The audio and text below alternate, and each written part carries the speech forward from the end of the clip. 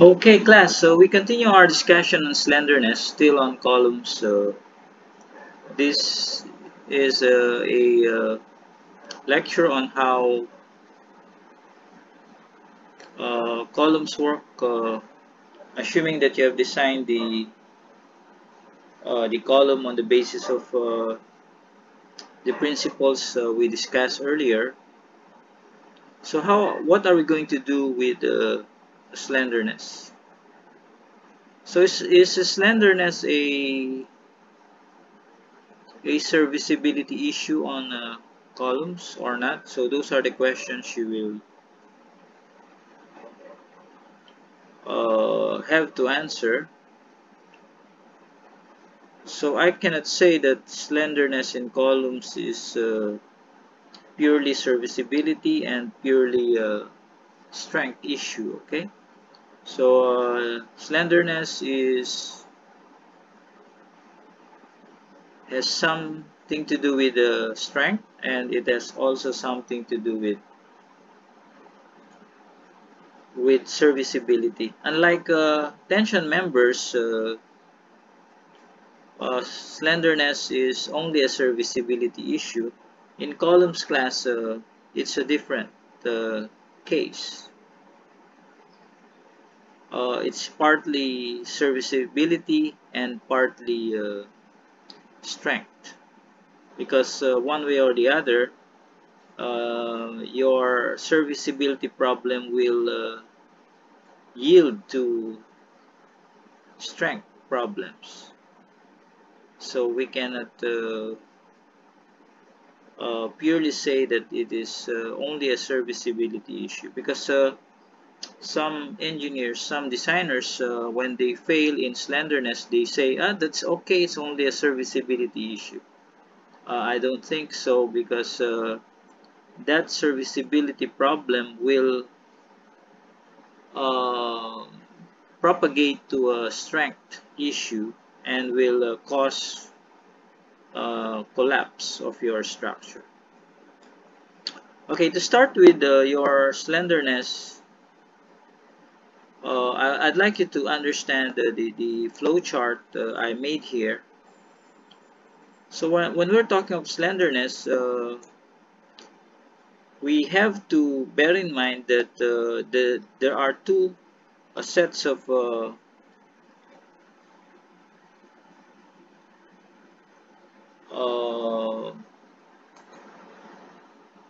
just for a moment, I'll just set my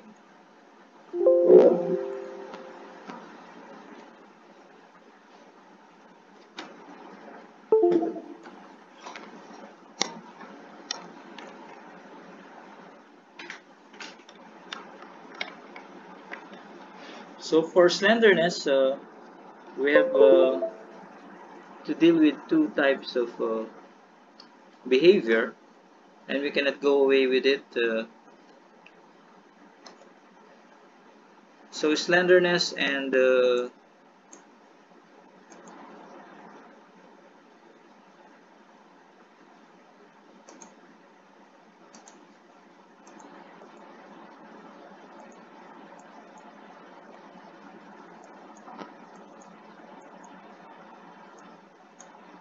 bracings are interconnected. Now, when we're talking of slenderness, we have to consider the bracing, the brace situation, the lateral boundary condition uh, that is present within our configuration. So your slenderness has something to do with the brace frame and the unbraced frame. Okay. So when you say brace, this is in the Nance way. Okay. So this is the configuration, and this is the behavior. No?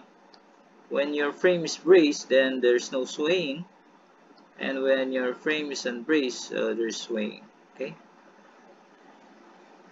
So the concept is similar to steel structures, but the parameters involved are entirely different, because the difference between the material aspect of reinforced concrete as compared to steel. So when we do slenderness analysis, we start with the bracing configuration. So we check first whether this is a sway or a non-sway column. If it is a sway column, you do the slenderness check on the basis of this formula. And if it's a non-sway column, you do the slenderness check on this basis. No? So you take note that in the sway frame, your moment is not present. So the moment here on the column ends does not affect the check for slenderness. Why? The reason for that is because no matter how big or small the moment is, it doesn't matter, because the sway effect will actually yield to failure even though the moment is small or even zero. Okay? While on the non-sway frame, the bracing will actually be affected by the amount of end moments that are present. So your moment here, which is a ratio of your smaller moment, take note that M1 is always less than M2.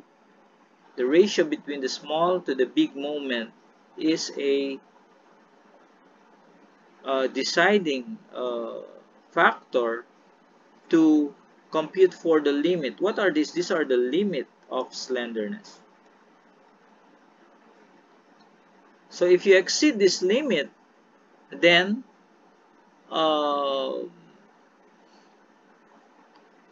you need to check further the effect of such exceedance. But if the limits are not exceeded, there's no exceedance of such a limit, then we simply neglect slenderness. And that's how code checking is done using any software you use. No?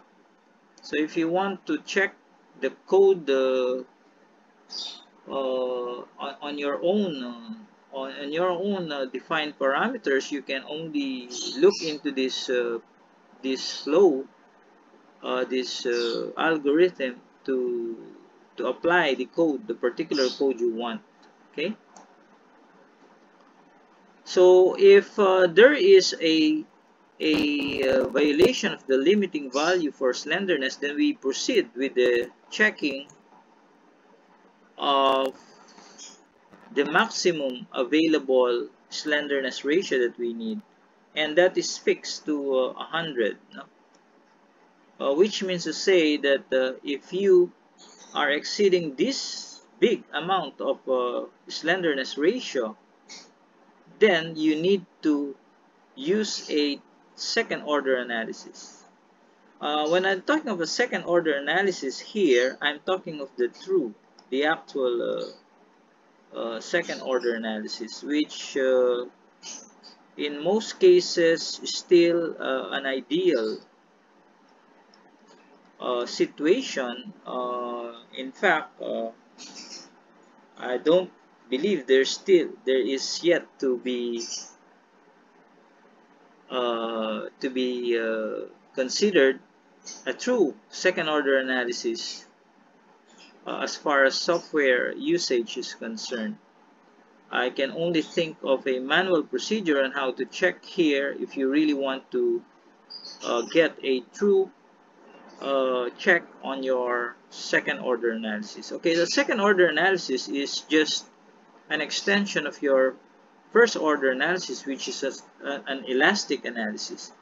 And there are a lot of analyses that are now used as your approximate second order analysis. And these approximate second order analysis are the ones that you see in most of the software, like P delta analysis. Okay. Okay, the P delta analysis, the pushover analysis, etc. Can be static, can be dynamic, it can be nonlinear, it can be a linear analysis, but still they are just approximate second order analysis. In my own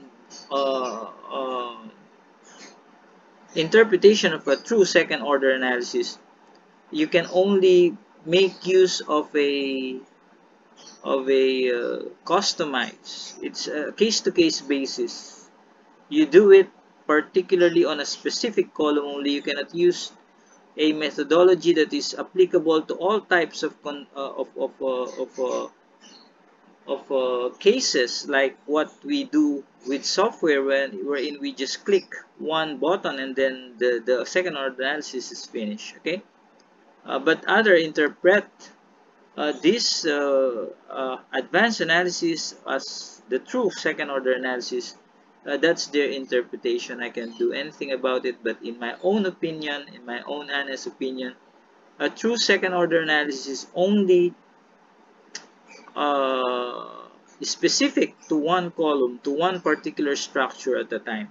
Okay, because of a lot of consideration, like material nonlinearity, geometric nonlinearity, material property, heterogeneity, isotropy, etc. So, in my own honest opinion, a true second order analysis can only be done manually or semi-manually for a particular case or scenario. Okay? So I hope you understand what I'm trying to emphasize. Now, if you exceed the KL over 100 in a non-sway analysis, then again, this is just the same case, second order analysis, same is with this. The only difference is that you are dealing with a different brace type, and you check the maximum moment within the column. Okay, so this is now your check of the moment maximum at the mid span. Okay, so this is at the mid height of the column. Okay, so this mid column height is because if you have a brace structure, let's say this is a brace not moving, a tendency for this is to create a moment value which is bigger at the mid column height. Okay, so the moment diagram can actually be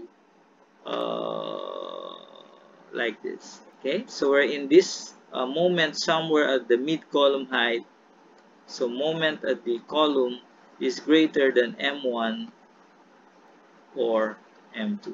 Okay, so if that is the case, then you have to check first this, and the checking of stability, which is also done on this side of your algorithm, is to make sure that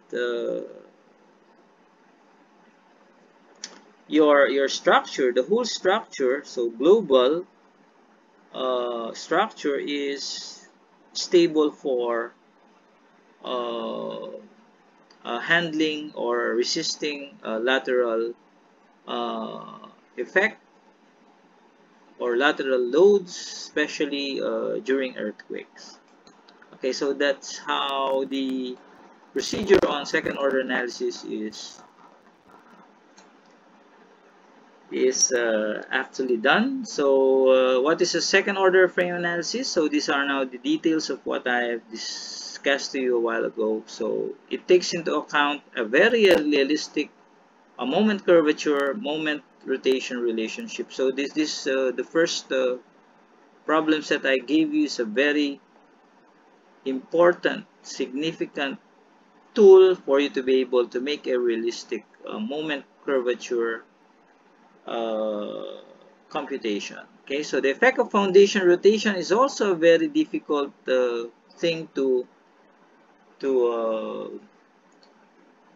take into account the axial loads and stiffness uh, also affects the property of your frame, okay, which are not accounted for in most of the second order analysis softwares that I have seen, or if they are accounted for, how accurate are they?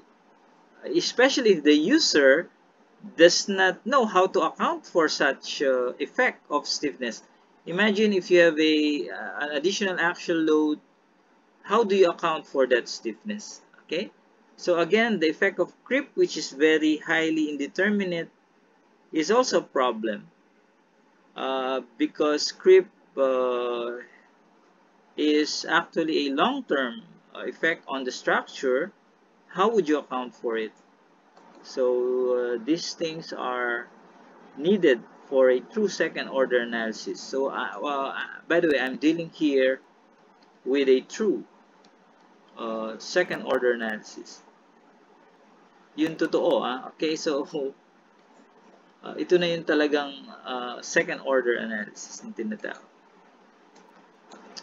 Maximum moments determined from the effects of lateral displacement and deflection of the column itself is also very difficult to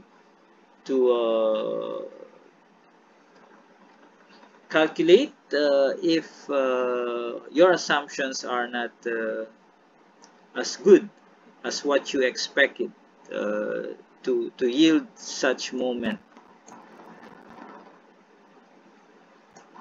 Okay, for the approximate procedures, these are based on now on the ACI 10.11 on the older codes, no? So the newer codes might have changed this now, so you just check on them.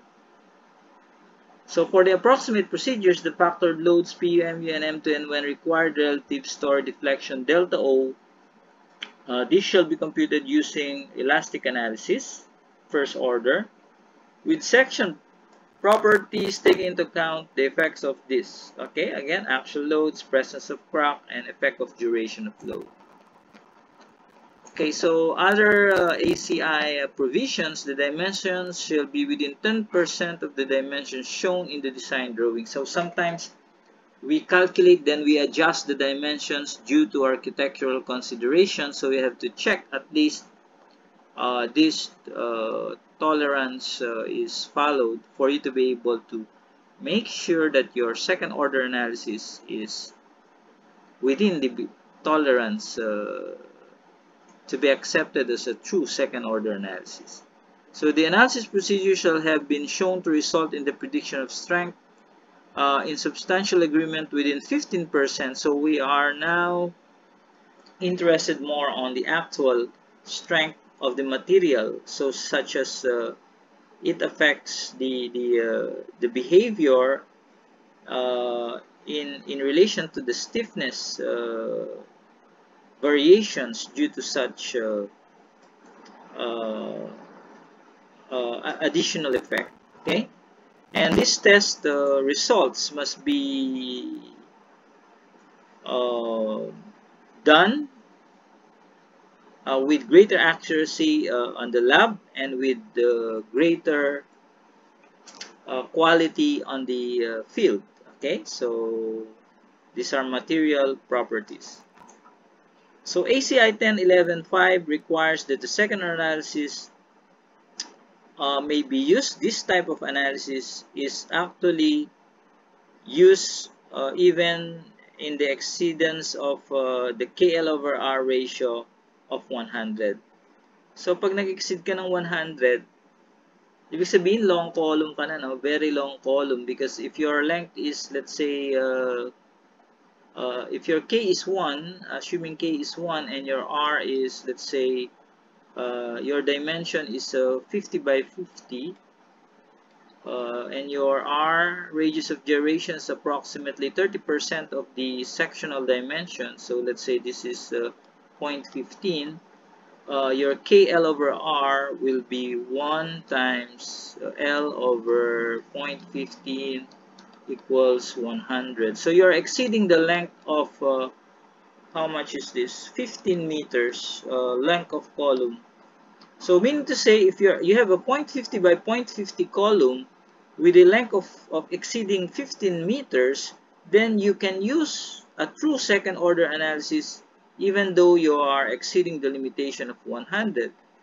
But if you are going to do such analysis and you will spend a lot of effort and time and money, why not just increase, okay? Just increase the dimension and come up with an approximate second order analysis. So you use your practical uh, decision, your judgment on these things. Bakit ka pa magpapakahirap mag-isip dun sa mga ano na ito kung pwede mo namang gawing malaki yung column mo ng konti, gawin mong 0.70, 0.60, and then you can do the approximate analysis. Hindi ka na maghihirapan pa. So these are the alternative way on handling yung sinasabi ko kanina na stiffness, degradation, effect of actual loads, etc. Blah, blah, blah, blah. So these are now the ACI recommendation. You can use EC, this is the secant modulus of elasticity as usual, no? Ito yung, pag sinabi ko secant modulus, this is the 4,700 square to F prime C value, okay? Okay, so the moment of inertia divided by 1, this is divide by 1 over beta D, where beta D is the ratio between the effect of the sustained load with that of the total load requirement or the gravity load requirement. Okay, so sustained loads, take note, earthquake is not a sustained load, no? So we are only referring here on mostly gravity loads because they are sustained, they are there permanently. Earthquake is not permanent, wind is not permanent, earth may be permanent, no? Earth load may be permanent. A water load, flood load is not permanent. Sometimes there's flood, sometimes there's no flood. So you only make sure that your beta on the context of using sustained loadings is computed on the basis of sustained loads, which is more or less the dead loads or the gravity loads. And this will be your, if beta D is 0, then meaning to say there's no sustained load. Like in earthquake, lateral computation will yield to a 1 plus beta D equivalent to 1. So this will be divided by 1. What does it mean? When you are doing an earthquake analysis, you will use 0.35 G, etc. Okay? But when you're using an elastic second order analysis in terms of a dead load, live load only, you go back to, you can go back to 100% IG. But the problem, the question is when there's earthquake and your beams and columns already have cracked and the stiffness have already been reduced, then the gravity load as well will carry whatever is the moment of inertia computed on the basis of earthquake. So those are things that the ACI cannot put into words the exact interpretation. So it's all up to you how to look into the actual situation. No? So when to use a reduced moment of inertia and when to use a full moment of inertia. So these are things that are being discussed by a lot of structural designers, and again, as I have said, if you ask 100 different people about this, you will receive 100 different answers. So it's all up to you to understand and interpret and apply on the basis of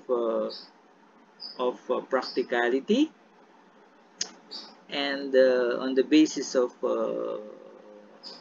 scientific rational engineering uh, perspective. So if what percentage of the moment of inertia you're going to use. Okay, if you look into the area class, the area is 100%. Why is it that there is no reduction here? Okay, so the reason why there's no reduction even if there are cracks induced by earthquake loading is because we are assuming here that the confinement is satisfied within the provisions of the seismic code requirements. Okay, so when the confinement is satisfied, then even though there are cracks within the concrete, the area of the section is still 100% intact because we make use of confinement. In fact, if you will follow the confinement provisions of the ACI code, you will see that the stirrup and the lateral tie spacing are too small, such that makikita mo baka hindi na pumasok yung bato ng konkreto mo, ano? So ganun ka intense yung confinement provision, kaya hindi nila binawasan itong area nung section mo. Okay, for T-beams, I should be based on be effective defined in 8.10. So this is the 16 TF thing that we add. Okay, 16 thickness of the flange plus BW if it's a T-beam. Or approximately, your IG can be computed on the basis of twice the IG of the web only. Okay, for service load level analysis, satisfactory to use 1.43 of the above because you are adding up, okay, adding up to the overload factor considered in your strength design procedure. Okay, for your LU, the unsupported length, the clear distance between the floor slab and the beams or other members which are capable of providing lateral support in the direction being considered. So LU is simply this one. If you're talking of a, what is this again? This is a column capital. Okay, at the bottom of the column capital or at the bottom of the haunch of the beam up to the floor slab is your unsupported length, LU. Okay, so determine whether the columns and the stories in the structure are non-sway or column. This is now the procedure on how to deal with the moment magnification technique, no, that the ACI is suggesting to us. Okay, so the first thing to do is to check whether the column is sway or non-sway using this procedure. Okay, this is required because we know that KL over R is different. Okay, different for sway and non-sway. So you have to check it when before applying KL over R, the slenderness. You check first the sway. So frequently may be done by inspection or by comparing the lateral stiffness of column in the story to that of the bracing element. Okay. What are the bracing elements? You can make use of the bracing elements as the shear wall, the cross braces. When you're talking of cross, these are lateral cross braces. Okay, and the lateral stiffness bracing and the column itself. Okay, is called the column beam. Or a dual brace system. It can be a combination of this. Okay, or the other advanced systems like the frame tube systems. Okay, so marami na tayong naglabasang mga bracing elements na ginagamit, no? Okay, especially in other countries wherein they use a lot of configurations on the lateral bracing requirements because they are applying it on high-rise structures. Now, the problem is for small structures, the column beam system, this is the SMRF that we are talking about normally. How would you check whether it is a sway or non-sway? Okay, non-sway. Okay, for shear wall and cross braces, you can still readily predict by simple inspection which are what are the components of the building that are stiff laterally. Okay, pwede kang mag-ano dyan by inspection. Pero kung column beam siya, how do you inspect? So you do an analysis, okay? So you do an analysis, a preliminary analysis to check whether your system for that column beam SMRF system is a brace or a brace frame. Okay, so there's a definition here on ACI 10.11.4.1 that a column in a story is a non-sway if the increase in column and moments due to second order effects does not exceed 5% of the first order elements. Okay, 5%, meaning to say if my moment on the first order elastic analysis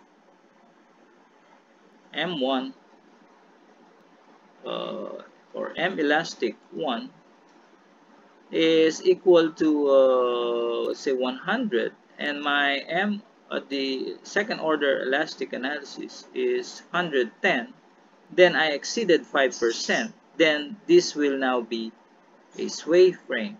So that's how I check my SMRF on this basis. So doon ko i-check ngayon kung brace ba siya o hindi. But if I get only less than 105 as my moment, which is less than 5% of such, then I can say that this is a brace frame. So this is the situation wherein you have to do an approximate analysis. This is a first order, this is a second order elastic analysis. It can be an approximate method because you're just trying to figure out the increase in the column end moments. So note it requires the assessment of a second order effect. So you call this now an assessment of a second order effect. So another way to do it, ACI 10.11.4.2 is to check for your stability index. So you call this Q here your index stability. So this is just again a 5% because 0.05 is just equivalent to 5%. So you're just checking the PU delta O versus VU LC, which are simply moments. Okay, so this is just the moment. Okay, all over another moment here. Okay, so this is PU delta O is simply a lateral moment and a VU LC is also a lateral moment. Okay, so you're just taking again a second order effect analysis or second order analysis effect on a different mode of computation, which is in terms of Q. The good thing about the stability index is you don't need to perform an analysis. You only have to check for a delta O. Now, the problem is how are you going to solve for a delta O? You also will have to use an analysis. But in the analysis, you can use the classical method of doing it, like the finite element approach. Okay, so you can use classical tools in order to target delta O. PU is given, VU is given, LC is simply the center to center distance between the floors, I think. Okay, PU, VU are the total vertical and the shear. Delta O is the first order analysis, a relative deflection at the top of the bottom. A relative meaning to say if you are doing a check on two floors. Okay, so this is the floor. The bending is the delta O there is this one. Okay, because in the succeeding floor, there's again another delta here, etc. Okay, so take note of the parameters involved in this. So summation PU it should correspond to the lateral load case where summation PU is the greatest, meaning to say you are talking here of the biggest possible outcome of your summation PU considering your lateral load. If the earthquake is pushing the uh, the building at the right, then the right columns becomes much more heavily loaded than the left columns. We know that, no? Okay, so check that summation PU should correspond with the greatest value. Okay, so but in my computation, I found out that it just cancel each other because this is a summation series. It simply cancels out whatever is the additional load on the right will be decreased on the left. But I don't know if there are scenarios wherein that will be not the case. So you have to check it always. Huwag kayong mag-conclude, no? Baka magkaroon kayo ng mas malaking value there. Because when the summation PU is big, your Q becomes big also. That's the most critical thing about checking your summation PU computation. So notes if the lateral load deflection has been computed using service loads. Again, 1.43 is the factor to consider. Okay. So 1.43 will increase your inertia, or you can make use of a decreased loading if you are using a factored load. So it is permitted to compute Q using this formula also, and delta using this formula if we are considering service loads. So when to use this? Sometimes some engineers, like those which are not familiar with the strength design, gives you values which are on the WSD computation. So para hindi ka na mag-convert ng mag-analyze uli sa strength design. So gamitin mo na lang yung factor nito, no? 1.43 and 1.2 for your loadings. So non-sway, again, this is the brace frame. We neglect slenderness effect if this is the scenario, okay? So where M1 and M2 is greater or equal to negative 0.5, revise on the newer codes just to change your limitation to 40. If I change this to a limit of negative 0.5, then I just simply I just simply converted this limitation to this. Okay, so this just means they are the same. No? The limit of this is simply the same as the limit of this. So it's even if you use the old code, this is just the same. Derived assuming 5% increase in moments due to slenderness is acceptable as first approximation. You can use k equals 1. Of course, you don't know yet the actual consideration on the boundary of the column, so you can use k equals 1. So again, still for non-sway moments, these are the consideration for K computation using the British code. You can use the alignment chart we use on steel design if you are finished with me on steel design, the nomograph, but it's better to compute rather than to look at the graph. Okay, so non-sway factors for delta NS.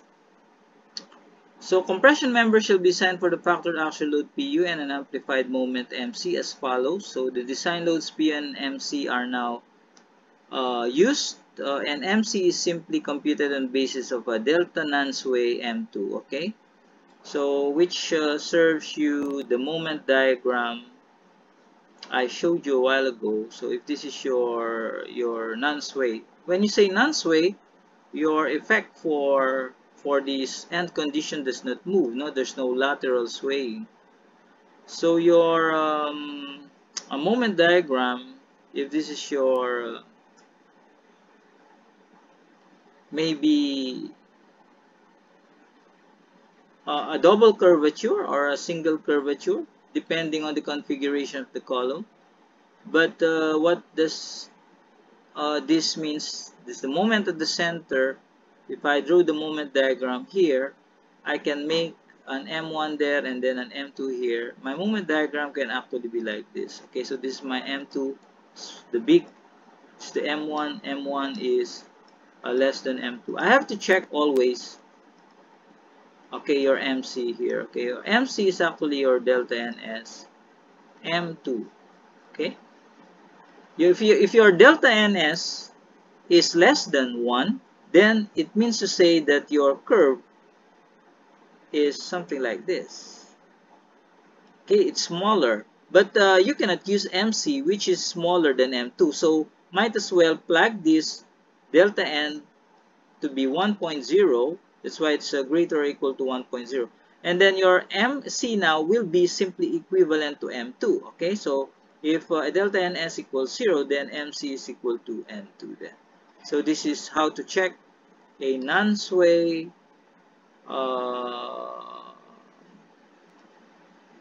moment using the moment magnification method. Okay, so this is the moment. Also, you notice that on the non-sway, there's no summation here, class, because you're considering individual columns. So in a non-sway, the columns, the compression members are checked individually because the effect of swaying is not considered on how the moments M1 and M2 will be uh, finally reaching its final value. Okay, because they are not interlinked, they are not swaying, no, so walang link between the columns, therefore your PU has no summation there. But when you are checking the index, the stability index Q, you notice that what? You are considering a summation PU. Summation PU is considered because the stability has something to do with the whole structure, not the individual columns. Okay, so please try to look on those things para hindi kayo kalkal ng code ninyo, alam nyo agad kung yun ba, may summation ba yun, nagkamali ba ng sulat yung ano. Pag may mga binabasa kayong literatures, you can easily counter-check the formula. Of course, PC is simply an Euler buckling load. The basis of what? The basis of your strength. Kaya nga chinecheck mo yung slenderness because your critical load is the measure, the basis of your slenderness. EI is actually a combination of the rigidity, flexural rigidity in terms of elasticity, and I, which has been given in terms of two equations.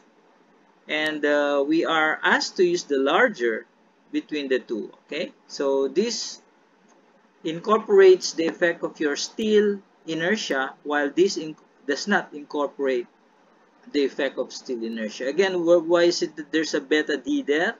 The beta D is to account for what?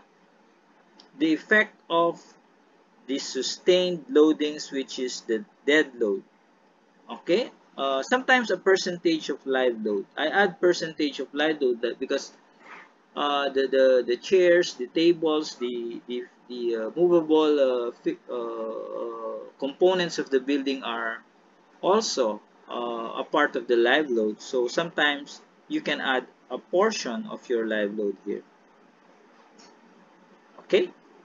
So again, the question is, if you are doing an earthquake analysis, will beta D be equal to 0?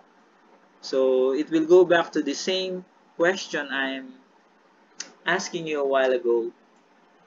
What if there's an earthquake and the building has already cracked? So your flexural rigidity must also follow what? The beta D value when there is lateral load. But if you are not considering a lateral earthquake load, let's say you are designing a structure which is not which does not belong to a high risk seismic zone, let's say abroad, then beta D may not be zero. So 1 plus beta D may fall on the dead load or the sustained load, okay, interpretation. Okay, so that's the interpretation of your beta D effect here. So these terms should be understood quite well to you now, because when you read a lot of literatures, those are just repeated time and again, and if you will want to make your comprehension, your understanding on such readings very fast, automatic dapat alam mo nang ibig sabihin lahat ng parameters na yun. Okay? CM is again a factor involving which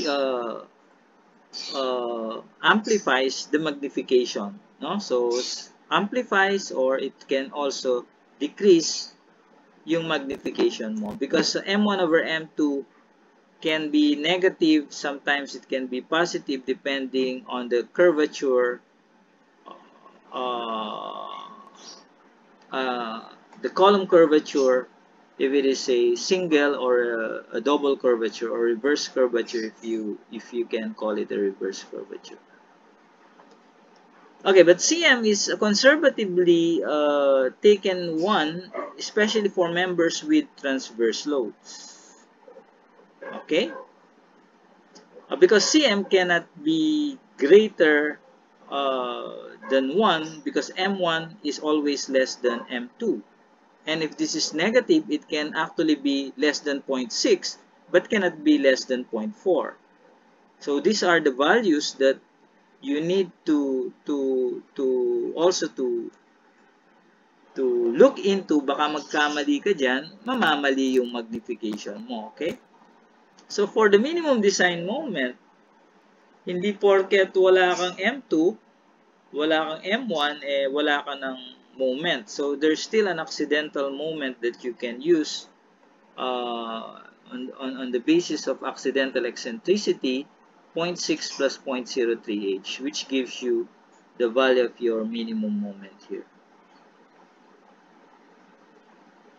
Okay, so just take note of the units, 0.6 HR in inches. If you want to convert it into millimeter, then you have to adjust, okay, the values of this. Corresponding CM may be taken as 1 based on the ratio M1 and M2. So that ends on the non-sway frame procedure. So if there are no questions, we can proceed now with the sway frames, no? So let's finish first. Siguro mamaya na yung questions. So for sway frames, again, we look into the general algorithm a while ago, and then follow this procedure in detail to cover the sway frame analysis. Okay, determine the slenderness effects if they are neglected. If they are not, then we consider it and determine the magnified sway moments. And there are 3 approximate procedures presented here. Okay, so on the sway frame, you will notice that there's no MC involved. The M center is no longer used. Okay, MC is not used. Why? Because when the frame sways, your supports will yield this way, no? So your boundaries will actually be non-collinear here, and therefore the moment diagram, whatever is the moment diagram uh, induced by the M1 and M2 will give you, so if this is the column, okay, if this is the column, the moment diagram here will give you a lesser moment diagram at the center. So this center diagram MC will more or less be less than M1 or M2. Okay? Okay, if it is greater than M1, definitely it cannot be greater than M2 because M2 is always less than M1. If you look at the graphically, geometrically, if we are going to get a straight line here, and this is M2, and this is M1 equals 0, then your M center will always be still less than M2. That's why you cannot see any MC here. But perhaps this is just a generalization. If you can think of a situation wherein MC can be greater, then it's again a subject of research.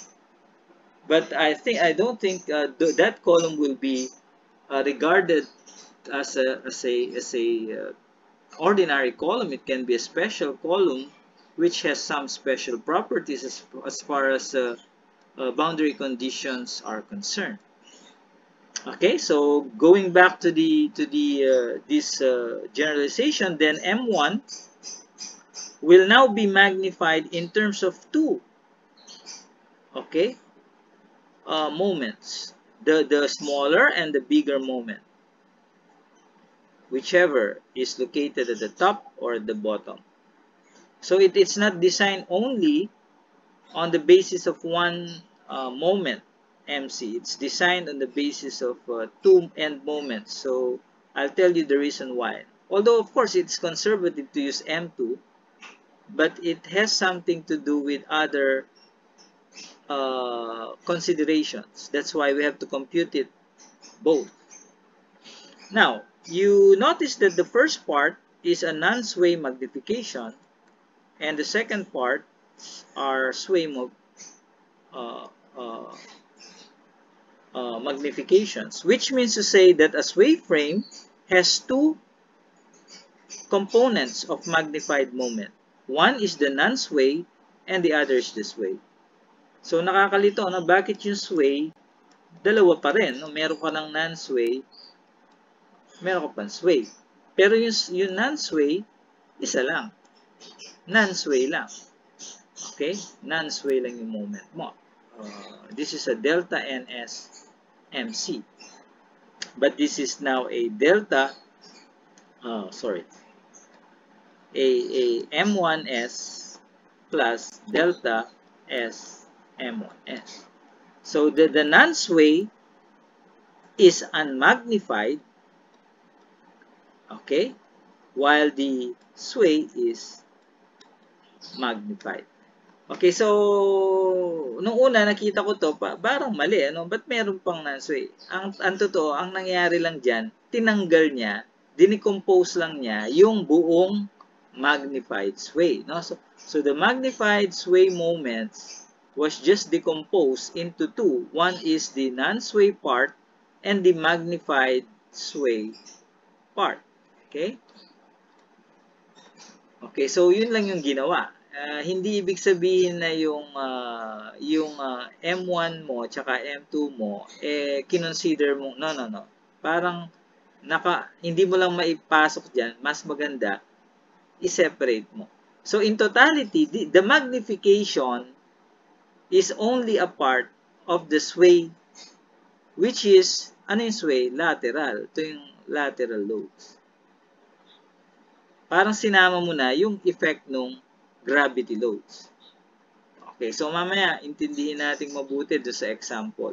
For slender columns with high loads, check magnified moments between the ends. Okay, so for slender columns, kaya ka nagkakaroon ng possibility na magkaroon ka pa ng mas malaking moment sa end is because of this, no? Pero malamang this is what you call what? A rare case. Okay, a rare case. But again, checking lang siya. Check. Yan. Pero dun sa procedure natin sa non-sway, yun talaga ang target natin, MC. Dito check lang yung MC. Okay, for number 5, we check instability under gravity loads. Okay, so instability analysis has something to do with the Q index. Okay? Pero Q index method is just a comparison with the code code compliance lang yan. No? So wala yung analytical computations. Okay, magnified moments. These are now the final moments in the elastic analysis. This is now a derivation of the stability method. No, so for the magnified sway moment, just another way of figuring out what is your magnified sway moment using stiffness method. This is a PKU method, no? Stiffness ang tawag dito.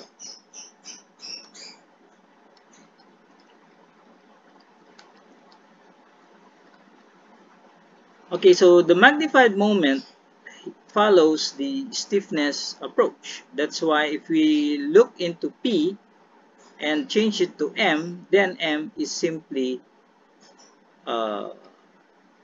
delta M times a stiffness. Okay, and the stiffness is given by this. Okay, MO over delta, delta M. Okay, so parang delta yung displacement mo. This is just an analogy, of course. That a force, PKU, can be written in terms of a moment. Okay, moment. Moment times, if I divide delta M and delta O, this is the new displacement and the old displacement. Okay, it's actually a rotation. Okay, so this is delta. Okay, if I look at in terms of a column like this one. Okay, so this is my delta original and this is my delta M. So I'm just trying to check what's the slope, okay, of this. Okay, theta. So parang ganun. Okay, so mm now is defined as this one. If I divide this is what you call your magnification factor. And this has something to do in relation to your stability index, Q1 minus 1 minus Q. Okay, remember a while ago, we defined Q as your summation P U delta O over VULC. So I just changed it into summation P delta I HLC there. So it's just the same. Okay, so this is just again artistic analogy. Parang nagdi-derive ka pero naging artistic ka lang ng konti. Parang hindi masyadong maraming mathematics. Comparing with moment magnifier, Q is a good estimate of this one. Okay, so this ratio daw is a good estimate of this. Which means that if I, instead of having a Q here, I can replace it by this one here. Okay, so this is just an estimate. Kailan mo gagamitin to? Pag hirap kang kumuha ng delta I, because delta I is done using analysis. Tama? But this can be done using calculation, direct calculation of your P given, and your PCR is Euler. Okay, so this is just Euler buckling load, critical. Okay, kaya pag nag-check kang ganun, nag-check ka ng computation, dyan lang, mache-check mo yung gawaan ng engineer mo eh. Or kung gusto mong mag-review ng isang ano, ang hirap kasing mag-check kung ikaw i-analyze mo lang, kuwari, sabi sa'yo, pwede mo paki-check yung computation nito sa trabaho, no? I-compute mo uli yun eh, di ba? So, para sinabi mo, ikaw na rin ang gumawa ng trabaho ng kasama mo, pero yung sweldo nasa kanya. So, if you want to check it, sabihin mo in concept, the basis of such an analysis is fairly correct. Kung humingi sila ng report, yan ang ilagay mong report. So, results from study, we assume magnified moments can be approximated by first order moments if they are within 5%. Again, this is the most abused percentage today, 5%. No? So, yan din yung ginagamit ng mga ng mga nangungumisyon, di ba? 5%. Okay, corresponds to a Q index based on this premise of 0.0475. Okay, may basis naman siya. For Q in between these percentages, sufficiently accurate moments within 5% will be obtained if the second order moments are calculated directly with first order deflection. So this is a suggestion that if your Q exceeds this one, then your tool or your suggested recommended analysis to use is a second order moment analysis based on the first order deflection. So ito yung gamitin mo raw. So you are forced to compute in case your Q exceeds 5%. I have a way of computing my deflections if the frame is regular using a simple stiffness analysis. I hope I can share it to you on some other subjects, no, related to the subject. So to consider the flexibility factor, M is equal to MO all over 1 minus gamma Q, where gamma is simply equivalent to 1 for simplicity, for purpose of practicality, and then this yields to delta S, the sway moment, is simply 1 all over 1 minus Q.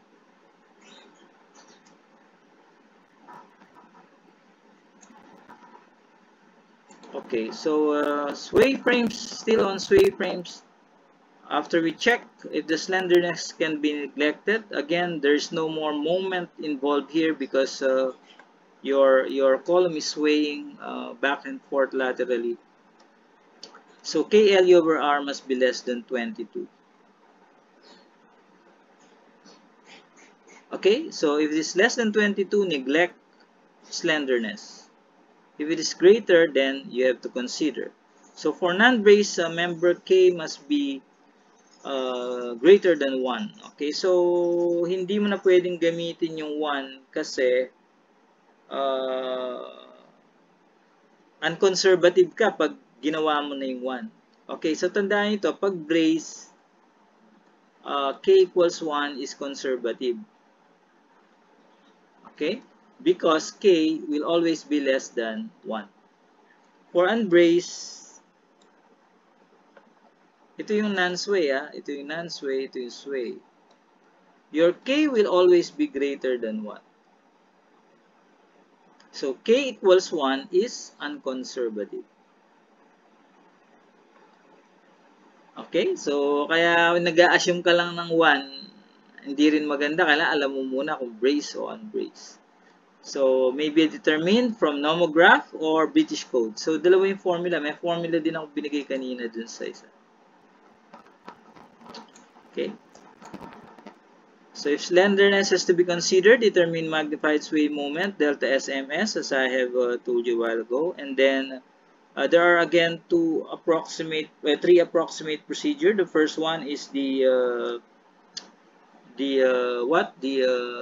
second order elastic analysis. The second one is the Q stability index, and the third one is the ACI moment magnifier method. So ito yung tatlong approach. Ito yung gagamit ka ng siguro maganda, may computer ka dito, ano? O finite element analysis method ka. Kung matyaga ka, gawa ka ng classical method, yung moment distribution with side sway, and so on. Okay?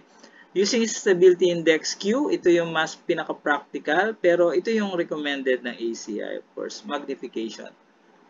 Ito yung mabilis, no? This is the fastest.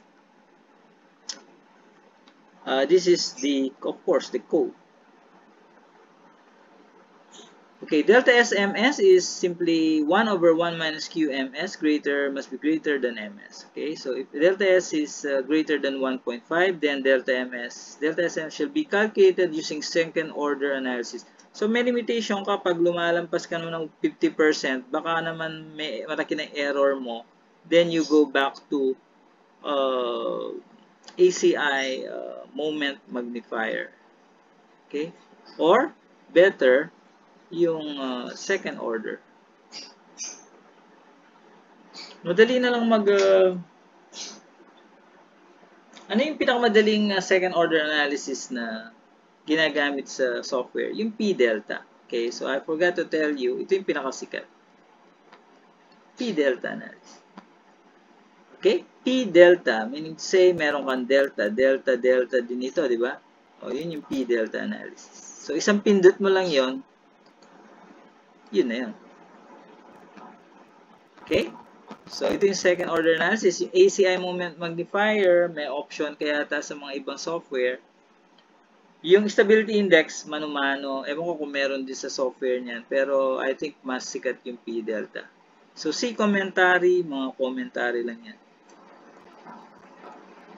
Okay, so how do you do the second order analysis, the Q stability? So, this is the formula, no?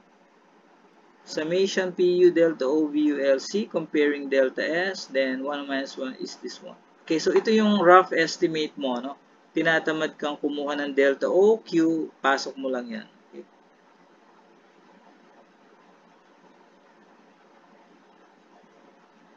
okay, so this is just an implication. So perhaps parang derivation siya. Okay, flexural member. In sway frames, flexural member shall be designed for the total magnified moments of the compression members at the joint. Okay, ACI moment magnifier. K must be unbraced. Okay, so ACI moment magnifier, balik ka dito. Dito ka ngayon. Summation PU 0.75, summation P critical. So, mapapansin mo, class, lumalapit ka rin doon sa assumption ni Q stability, no? Kasi itong part na to, parang ginamit mo na rin itong, ayan, ito na yun. Okay? Ito na yun. Yung summation PU. Okay, kaya kung ako sa inyo, para hindi magpapareho lang siya doon, gamitin mo na yung meron kang delta O. If you want to go manually, no? Pero pag ayaw nyo, finite element kayo. Okay, so pareho siya, di ba? Okay. So note that delta PU and delta PC refers to summation for all columns. All columns na to kasi sway frame ka na eh, no? Tulong-tulong na yung mga column mo. Pag tinulak yung isa, damay si isa. Kaya, hindi pwedeng isang column lang ito. Lahat na siya, no? Take note, 0.75 is not a stiffness reduction factor. Sorry, it's not a reduction factor for alam niyo yan, yung column reduction factor, yung phi na 0.75 sa spiral and 0.70 sa tide. Hindi. Yung phi mo dyan na 0.75 is stiffness reduction factor.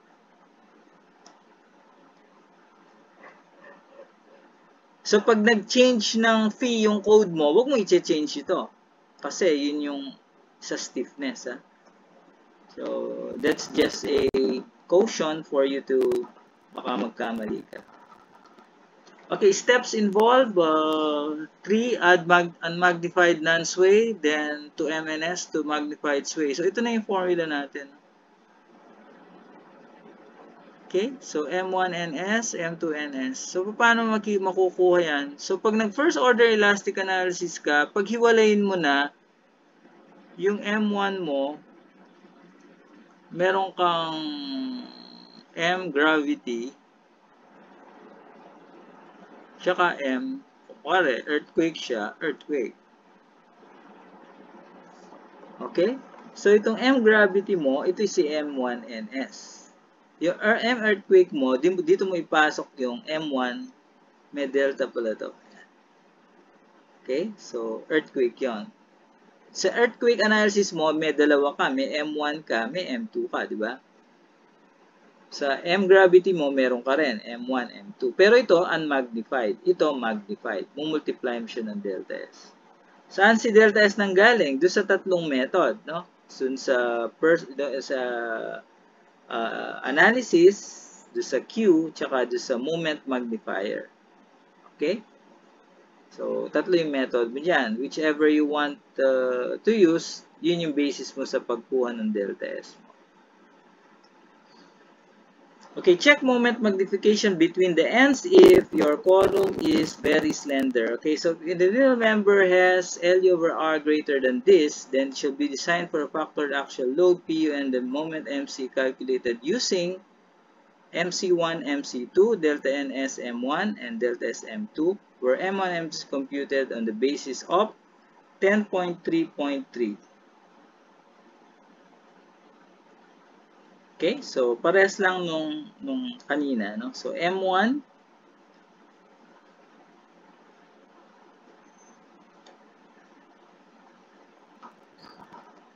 okay, M1 is M1S, delta S M1S. So yun ang papasok mo dito. And M2 papasok mo doon. Okay?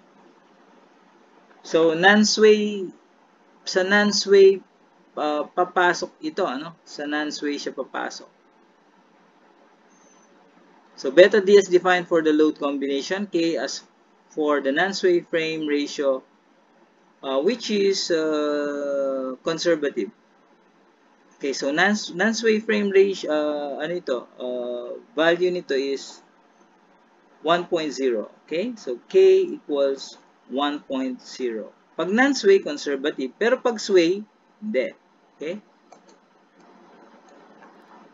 So notes if LU over R is less than this, then the maximum magnified moments at any point between the ends will be less than the 1.05 maximum end moment. Okay, so then ito na yung stability checking na sinasabi ko kanina. After you did the magnification procedure, then you have to check for the stability. So, stability check, using second order analysis, kunin mo lang si delta second order, tsaka yung delta first order. Just one yan, first order. Second order, first order. Divide mo, dapat hindi exceed ng 2.5. Okay, so due to load case 1.4, that of course now the load cases may be different. You just adjust it. Lateral loads may be that used for design, E or W, or single load applied at the top. Okay, so pwede kang mag-approximate, no? Kung wala kang computer, wala kang software, pwedeng single load at the top. So, paano mo makukuha yung equivalent load mo? It's again an art. Ikaw nang bahala kung paano may approximate. Stability check lang kasi ito, no? So hindi masyadong critical sa value. Lateral load should be large enough to give deflection magnitude which can be compared accurately. When the structure is unsymmetric such as the gravity loads alone may cause lateral sway, then the applied load should be in the direction of this sway. Okay, so pag nakita mo unsymmetric yung loading or unsymmetric yung configuration, alam mo na tutumba yung structure mo at the right, then push your structure at the right when you are doing a lateral load analysis. So stability check using stability index Q, 0.6 ang limitation mo dito. It should not exceed 0.6. So na-compute mo na yung Q kanina, compare mo na lang. Wala ka nang gagawin. No? Just compare whatever Q you have computed a while ago to 0.6. If it exceeds 0.6, then your structure is unstable. Using ACI moment magnifier, again, 2.5 pa rin ang basis mo. Parang yun dun sa delta O. Note for stability check, beta D is the maximum sustained factor load to the total factor of actual load. Again, you apply this to your consideration. If there's earthquake, this is 0. If there's no earthquake, this is computed on the basis of the sustained loads. Okay, so I'm just picking up those which are important.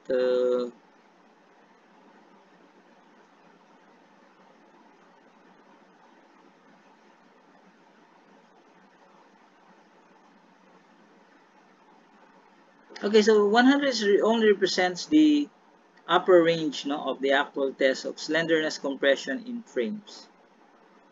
So ito lang yung nakita nilang limitation na yung slenderness computation natin is actually valid. In exceedance of this, masyado marami ng factors na papasok, kaya we need to find a true second order elastic analysis. Pag sinabi kong true, as far as I'm concerned, huwag kayong gagamit ng software. Mas maganda, isa-isahin nyo yung mga parameters, considerations on material strength, degradation, stiffness of degradation, etc., non-linearity of material and geometric properties, etc. So, ang dami mo i-consider. Para sinabi, avoid this exceedance of 100. Okay, effect of slenderness on RC beam columns. These are just notes, no? So just read this. Can help you a lot on the understanding. It is the P delta on brace frame. Ayan, nakikita nyo, no? May additional secondary moment doon. Ayan. Kaya sa brace frame, sigurado sa center ang pinaka maximum mo. Okay, so this is the load reduction of load capacity due to instability. Ayan. Pag unstable na siya, hindi ka man aabot dito sa surface na ito, babagsak ka na dito sa PN na yan, no?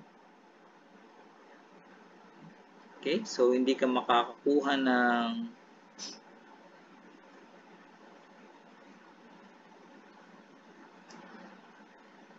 full load expectation mo. So to better column slenderness, these are old codes, 95. I just want you to read it on the basis. Okay, so example of a second order analysis using your own program, no? So basahin nyo to. This is just an iterative analysis.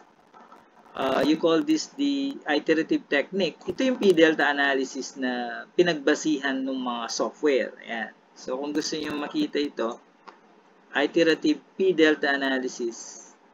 Ito yung ginagamit na first order, second order, approximate. Sa akin, approximate analysis. Ayan. So kung gusto niyo malaman ano yung ginamit ng STAAD, yan, basahin niyo siya.